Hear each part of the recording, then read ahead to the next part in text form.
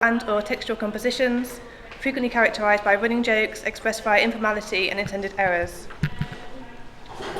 I'm particularly interested in how they use to form vernaculars, as well as how meaning is expressed via things like irony, referentiality, recursivity, and in-jokes. Much of my study is based around activities that take place on social networks, news or content aggregator sites like Twitter, Reddit, Tumblr or 4chan, where memes in various forms frequently appear.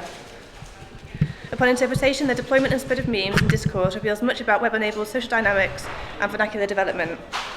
For me, this means looking at how complex messages are successfully, or not, delivered via memes. The more I work on them, the less I think about them in prescribed formal terms, the image macro, the rage comic, etc., but more as a communicative practice. Memes proliferate within social groups following a basic pattern. They contain a fixed element and evidence of a riff or remix. This fixity can mean format. Here's a image macro with the impact typeface, top and bottom, white outlined in black, against a photographic backdrop.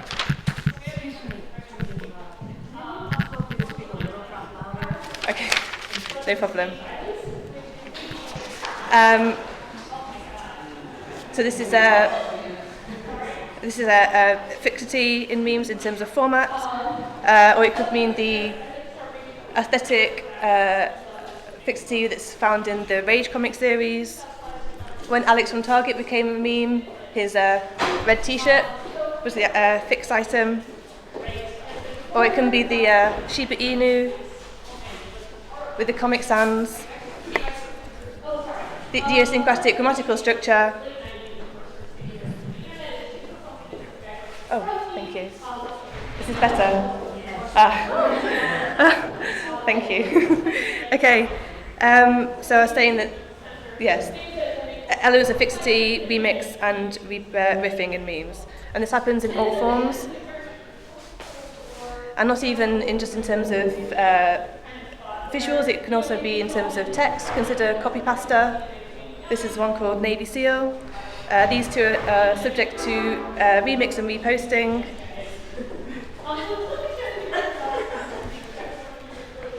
And this riffing and remix is similar to how a spoken conversation functions, with the results being the emergence of established dialects and slang over time.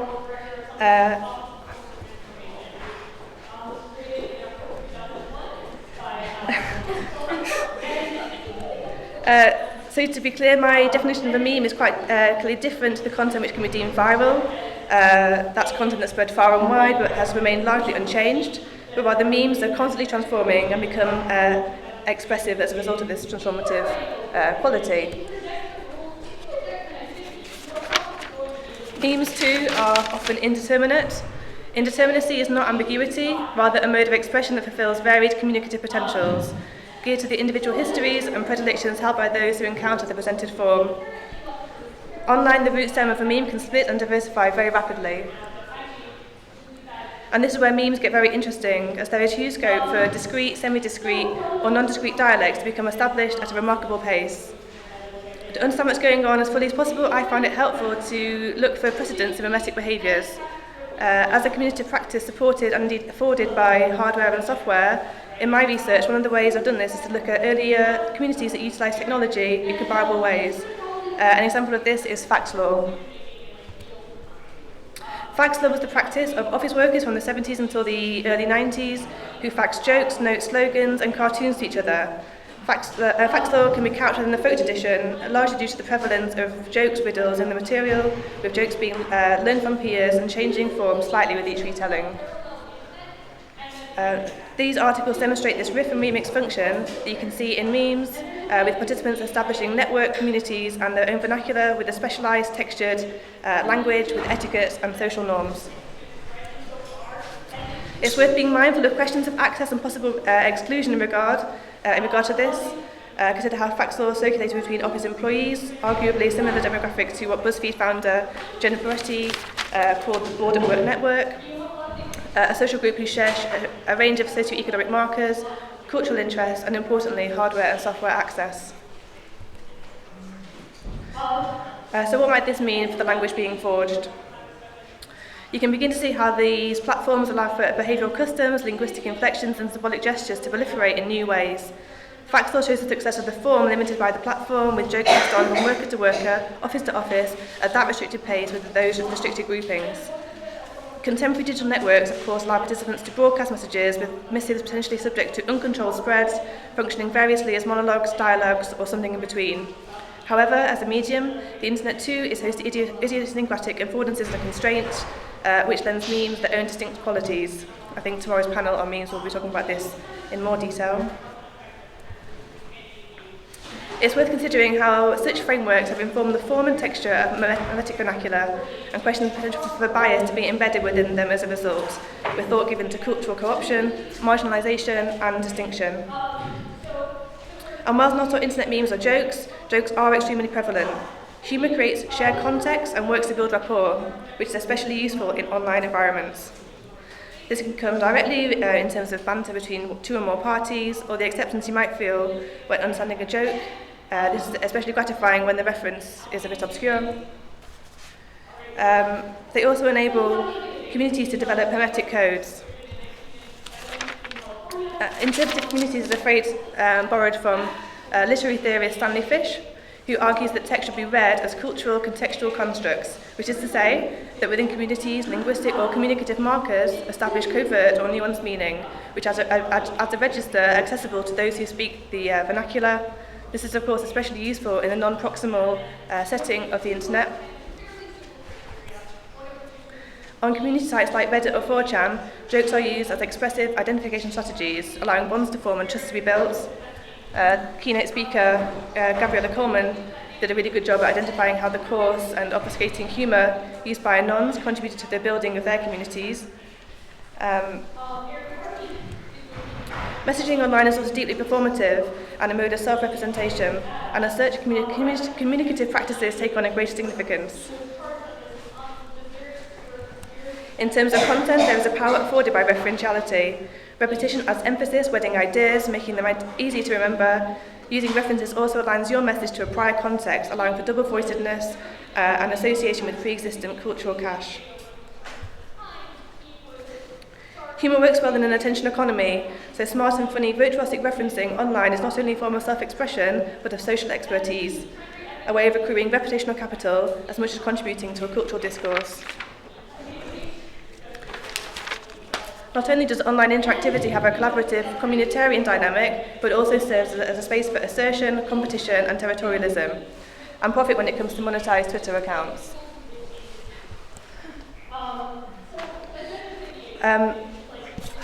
So we can begin to understand the importance of jokes online.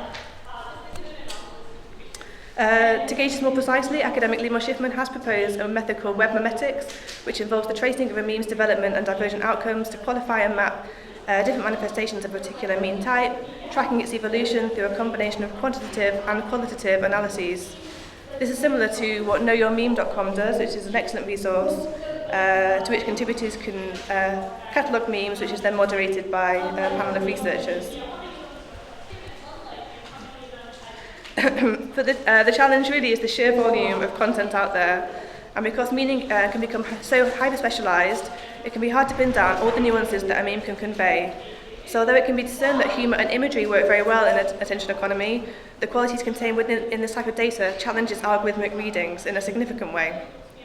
Whereby outright jokes have a typical linguistic structure with an overt jocular identifier, like a lol, can be read, machine learning cannot meaningfully pick up on covert, rich humour such as irony. Memes develop a grammar of their own devising, becoming recursively meaningful and employing a sometimes subtle meta-register. So for me, this is a hugely exciting possibility and something to be considered in the context of struggle and resistance against established and emerging power structures. This potential for discretion is interesting when considered against types of viral media, which marketers have been so keen to harness in recent years. Again, we can look for some theoretical perspectives on this. The Situationist International Movement, a group of artists and theoreticians who worked together in the 50s to the 70s, used humour in détournements for protest, mobilisation, expression, producing pamphlets, posters and artworks as a form of cultural critique. Think also of culture jamming, prank, carnivalesque. These are ways to challenge the modes of official discourse by invoking the communicative potential in humour. Some examples here.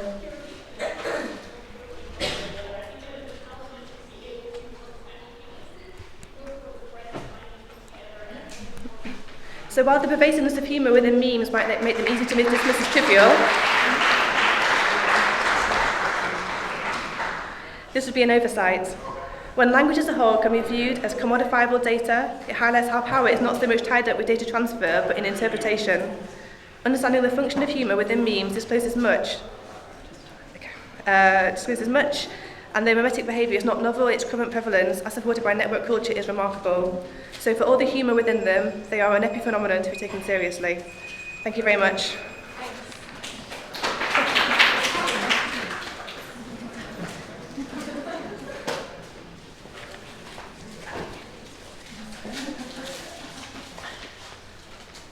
Sorry, I kind of went into angry mom mode on you guys. No clapping. Is this still on? Can you hear me without the microphone if I talk at this volume? No?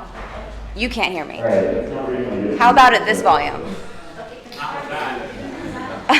Well, then they're going to hear me way too much. Okay, how's this? Hello. Greetings, theorizing around. Okay. If at any point you can't hear me, just raise your hand and I'll be louder. That's cool. Okay, so I'm going to also talk about something that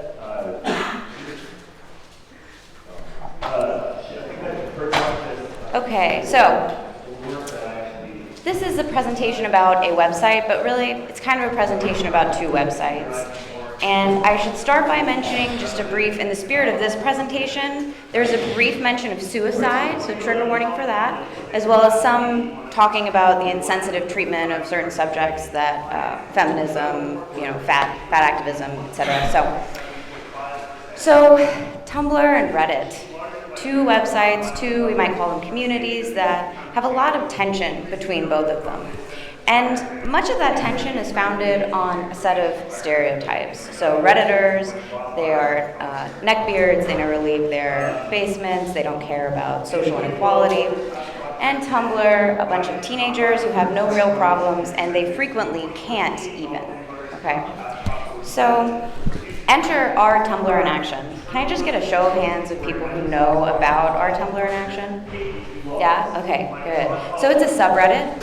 Reddit has, if you don't know about Reddit, it has like a series of subreddits or forums that are based on different content or topics. So our Tumblr in action is one of these. And I include this to give you a sense of the kind of in-group language that they use. So users of our Tumblr in action will find posts on Tumblr, Facebook, or elsewhere, and they'll share them on the subreddit. So here you see the kind of appropriation of language of Tumblr called social justice warriors, if you're familiar, or SJWs. In case you're not familiar with otherkin, there's going to be a lot of discussion of that. Otherkin are people who identify as non-human or fictional characters. So, okay, oppress a linkkin. A lot of oppression going on in Tumblr in action. And all of this is very parodic. Linkkin, obviously a play on otherkin. 195,000 trans-ethnic otherkin subscribing. Very impressive, I think. I'll be very sarcastic throughout this. I hope that's okay. I'm sorry. Okay, so one of the things that the site graciously provides its users is instructions on how to find, quote, juicy SJW posts. So users of Tumblr in Action will follow different tags on Tumblr, and they'll find, things that they find to be outrageous or absurd, and then they'll bring them back to Tumblr in Action to make fun of them, essentially. Here you can see some of the tags, so social justice, privilege, feminism, misandry, as well as maybe some of the more fringy tags, like otherkin or multiplicity, multiplicity being you feel that there are several people inhabiting your mind and you have conversations with them. So you can also see that they find the super top secret otherkin tags. Now these are tags that people in the otherkin community have developed to basically avoid harassment. So they've developed these sets of tags that are not well known outside of their own community, but Tumblr in Action, ever the investigators, has found these tags and they'll also follow those. So the kind of parodic representation of Tumblr becomes, this is from the sidebar in Tumblr in Action, this is the bearkin behind his MacBook Pro, just with so many feels. This bear just cannot even. And this is another example of this appropriation of language. You can read that briefly if you want to, but it's ultimately much of the same that I've already discussed. So. Now, it's important to mention that this emphasis on otherkin or multiplicities is really a rhetorical strategy that works very nicely for Tumblr in Action, because most of their posts are not about these topics. And in fact, otherkin do not in some way dominate Tumblr the way that you might be led to believe based on this website. Most of these posts are about feminism, privilege, fat activism, things that most progressives, and I assume many people in this room, maybe I shouldn't presume that, but I will anyway, would not find terribly absurd or ridiculous. I think that they're things that most people would generally agree with if they fall into a progressive community. But that does not stop Tumblr in Action users from having very intense feels about being told that their bigotry, as some might see it, is not acceptable. This is taken from the Tumblr in Action dictionary page, which is where they outline all of the terms that frequently pop up on the website. And so here we see a figure that has feels for being called out, despite the fact that he is very good progressive. Or maybe I shouldn't assume he, but anyway. So this is also from, I believe, the dictionary page, I can't remember. But anyway, so here we see that the experience of trauma is in fact legitimate, but only under certain circumstances. So not all feels or experiences of trauma are legitimate. And you can see at the end it says no one has a panic attack because a blog makes them a bit upset, which seems like a very obvious thing to say. Nobody has a panic attack because they are a bit upset. You might be triggered to have a panic attack if you are horribly upset. And the idea that blogs cannot evoke these kinds of feelings seems a little bit absurd to me, particularly given a lot of the content of Tumblr, which can often be graphic scenes of sexual violence or really intense gore. So people who have traumatic experiences with these things can in fact be deeply triggered by these websites. I don't mean to suggest that people don't sometimes say that content triggers them that at least I don't find reasonable. I'm just saying that a lot of this is really kind of overblown. Let's say that. So how might we understand a space like Tumblr in Action? And I think that one of the ways we can is by asking how users navigate different textual environments and how these texts sort of flow across spaces. So this comes from Nick Coldries. He's a cultural studies theorist, and his book, Inside Culture, gives some ideas for a new methodology for understanding this proliferation of texts in our current media landscape. And I say current, it was published in 2004, but it was actually quite prescient for the kind of digital mediated age. So we can see text as creating and crossing the boundaries of certain space, and by doing this, it gives us a new sort of analytic frame, a new means of approaching certain either websites or fan communities, all sorts of digital environments. So we can assume that certain texts will provoke different feels for different people. For example, a Redditor who comes across a Tumblr post and finds it absurd can screen capture it or link to it on Tumblr in Action where other people can find it absurd. But when a Tumblr user discovers that they've been featured on Tumblr in Action, they will obviously feel very differently. So this is just a means for us to understand how users are navigating these different environments. So the question becomes, how do texts create and move through space, and what kind of spaces do they create? And I'm arguing that Tumblr in Action creates a space for disciplining emotion, determining whether a given affective expression is legitimate, and finding a sympathetic audience to share that critique with. And Feels Bro, I have a feeling, is going to be just so prominent at theorizing the web. I really do. But so ultimately what these texts do and the circulation of them is to create a specific space for this kind of disciplining. And often being featured in this space results in significant backlash.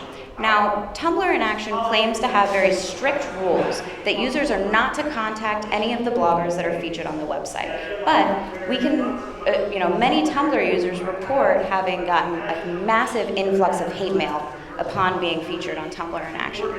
So this disciplining even moves beyond that space and into other spaces. So again, you can see these flows and the textual environment. And one of the statements in the rules says that if you contact another blogger, you will be banned from the subreddit. But of course, there's no reasonable expectation that mods can in fact find out if a Tumblr in Action user has contacted a blogger. There's just no possible mechanism for doing that.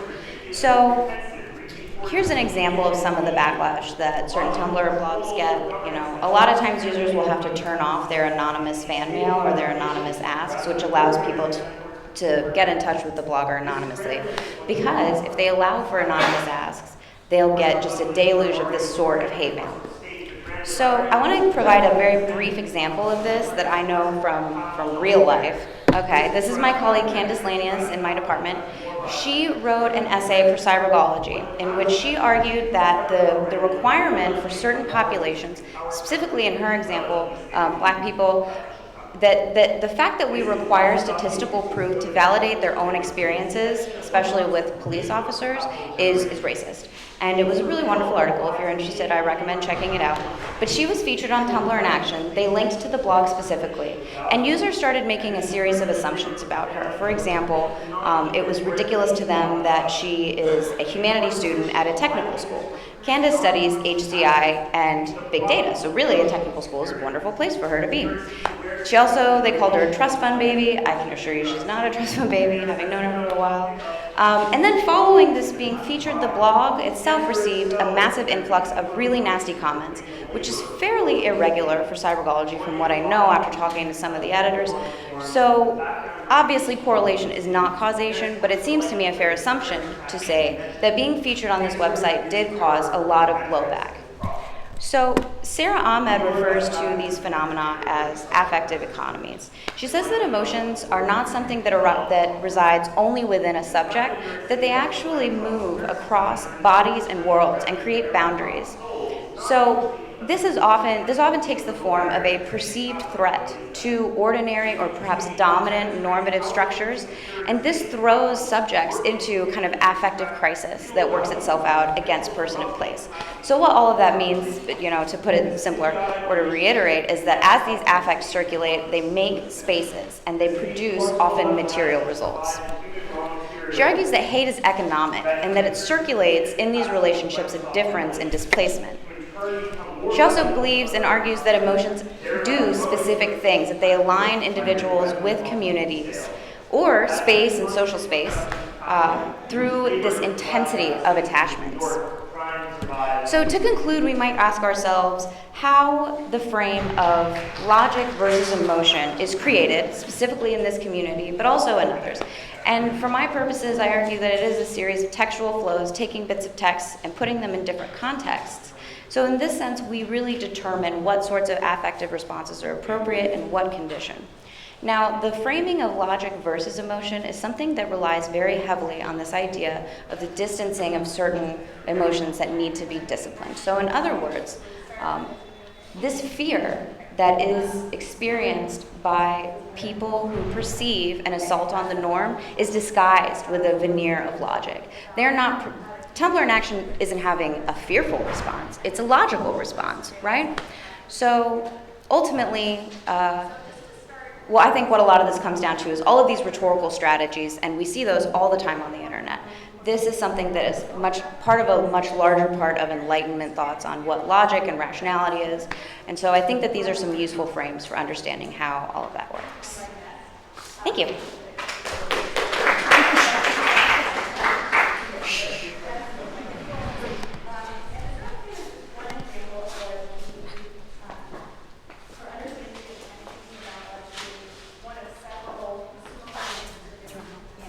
I'll just nest these, or what should I do? It's okay to just, maybe just, is that a no-no? Okay, great. Yeah.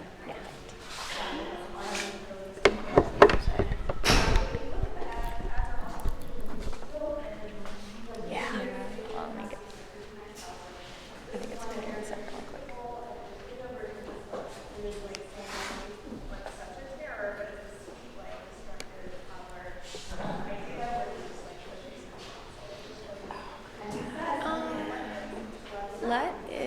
Can we go out of order? Or I have my slides on a thumb drive too. Why don't we start with the other presentation just in interest of time?